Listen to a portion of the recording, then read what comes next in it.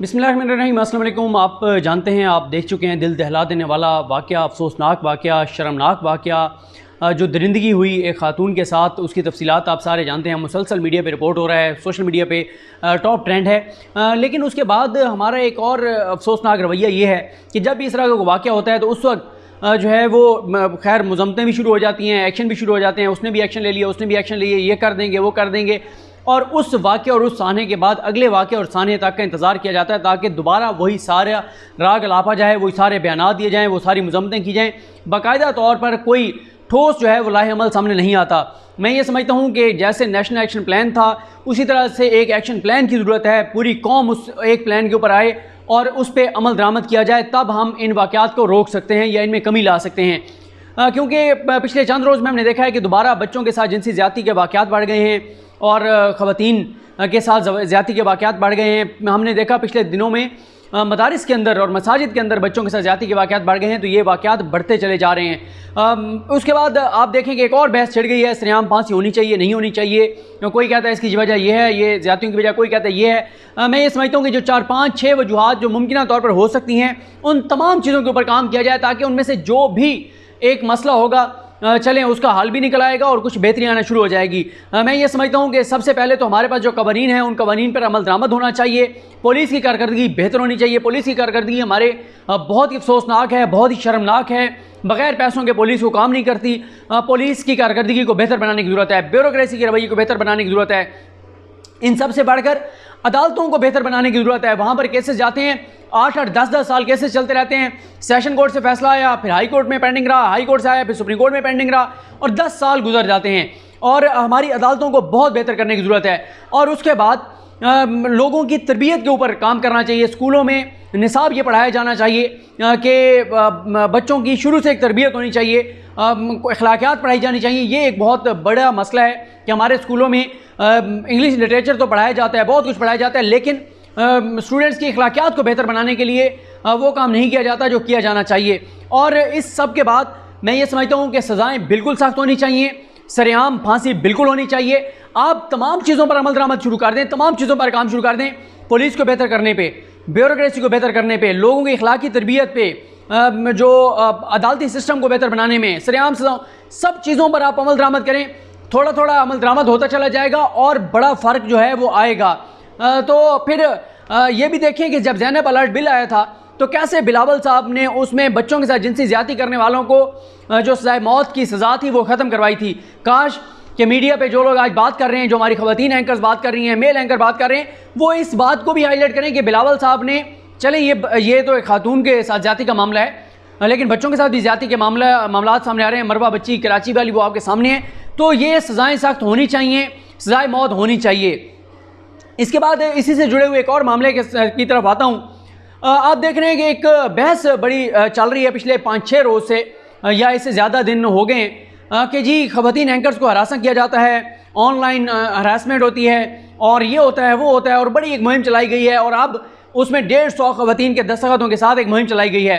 एक तो मैं आपको बता दूँ कि उनमें से अक्सरियत जो ख़वातीन की है 90% वो ख़वातीन हैं जो वाकई अच्छा काम कर रही हैं, जो अच्छी रिपोर्टर हैं, जो अच्छे प्रोड्यूसर हैं, जो अच्छी एंकर्स हैं, जो अच्छी न्यूज़ एंकर्स हैं। लेकिन चंद एक ख़वातीन उनमें से ऐसी हैं जिन्होंने जो इन अक्सरियत को 90% को इस्तेमाल करना चाहती हैं। असल में मसला उन चंद ख़वातीन का है, असल एजेंडा उनका है। इन ख़वातीन का मतलब, इन मकसद जो है वो ख़वातीन को हरासा होने से बचाना नहीं है। इनका मकसद ख़वातीन रिपोर्टर्स जो और प्रोड्यूसर्स हैं, एसोसिएट प्रोड्यूसर्स हैं, एंकर्स हैं, उनका तहफ़्फ़ुज़ नहीं है, उनको हरासा होने से बचाना नहीं है। अगर इनका मकसद ये होता तो आपने देखा कि कोई 36 घंटे गुजर चुके हैं, मैंने भी ट्वीट्स की, आज फवाद चौधरी साहब ने भी ट्वीट्स की, शहबाज गिल साहब ने भी ट्वीट्स की कि कल हमारी एक सहाफ़ी अनम शेख को वकास गुराया ने जो तज़हीक अमेज़ उनके खिलाफ ट्वीट्स किए, जो अखलाक से गिरी हुई बातें की, आज तक ये बात करते हैं ना तहरीक इंसाफ के ऊपर, ये पूरी मुहिम चंद ख़वातीन एंकर्स ने तहरीक इंसाफ के खिलाफ बना दी है, हुकूमत के खिलाफ बना दी है। आज तक मुझे तहरीक इंसाफ के किसी एक नामी ग्रामी वर्कर की भी ऐसी ट्वीट दिखा दें जो ट्वीट्स वकास गुराया ने किए हैं।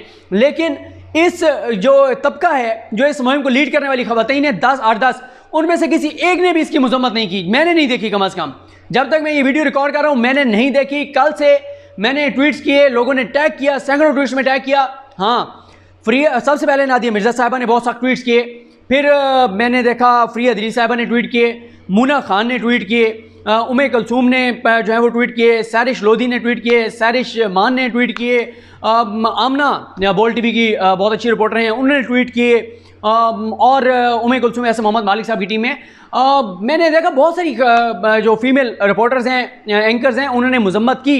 लेकिन जो इस मुहिम को लीड करने वाली खवातीन हैं उनकी जानिब से कोई मजम्मत नहीं की गई। और उसकी वजह क्या है?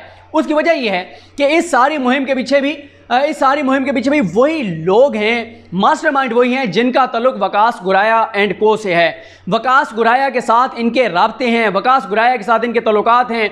और आज मैं आपको एक वसूख के साथ एक बात कह रहा हूँ। चले मैं कोई डेक्लेरेशन नहीं दे रहा, मैं कोई फैसला नहीं सुना रहा, मैं सिर्फ हुकूमती इदारों के सामने या आप लोगों के सामने एक बात रख रहा हूँ।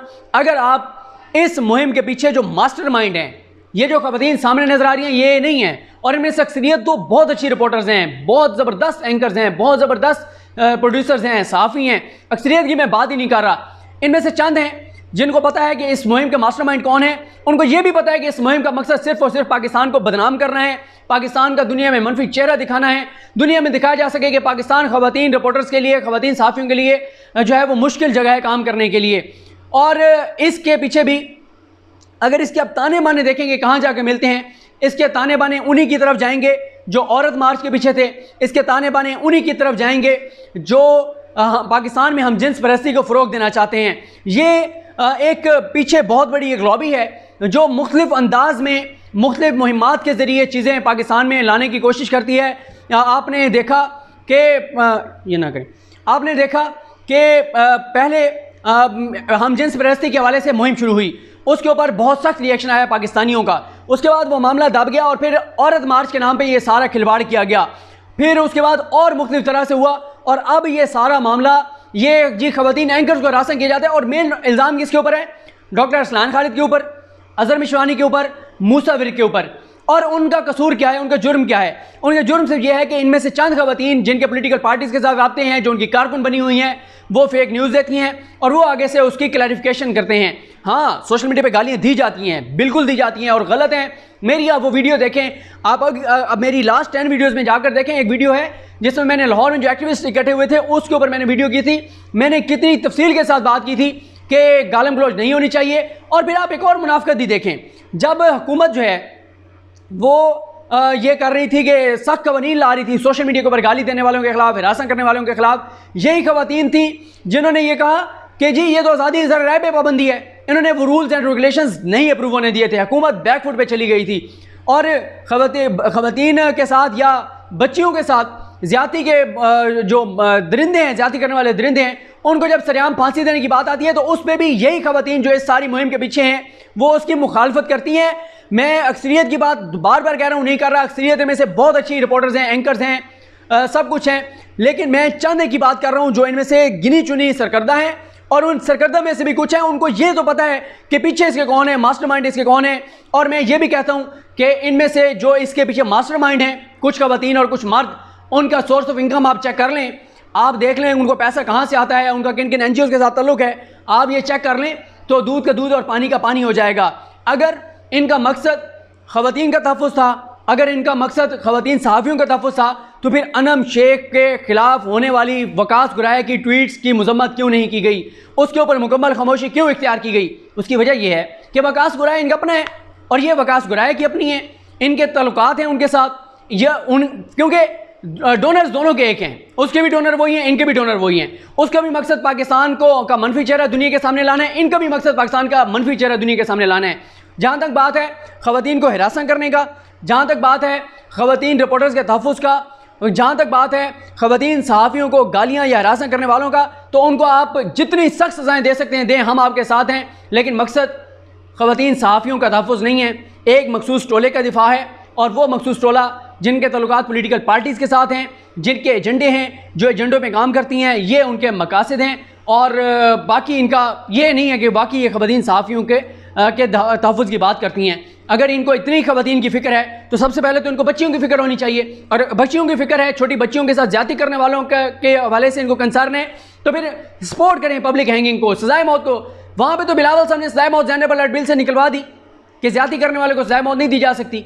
वहाँ पे क्या किया इन ख़वातीन ने? मज़म्मत करती हैं ये बिलावल की? नहीं करती। वो तो बल्कि खुश हो रही हैं कि बिलावल वाहिद लीडर है जिसने अपनी कमेटी में ये मामला टेकअप किया और हमें बुलाया है और ये कर रहे हैं और वो कर रहे हैं। वहाँ पे ये बिलावल की जो है वो तारीफ़ें करती हैं। मैं कुछ नाम जो है वो मुझे अब याद आ रहे हैं। फ़िज़ा हैदरी साहिबा ने ट्वीट्स किए, नादिया कासिम साहिबा ने ट्वीट किए। नादिया कासिम जो नादिया मिर्ज़ा साहिबा की टीम में थी और अब मुझे आजकल नहीं पता वो कहाँ पे है, नादिया बुखारी के नाम से उनका अकाउंट है। तो इन्होंने भी जो है वो ट्वीट्स किए। तो जिन जिन ख़वातीन रिपोर्टर सहाफ़ियों ने ट्वीट्स किए वो बहुत उनको अप्रिशिएट करना चाहिए अनम के मामले में।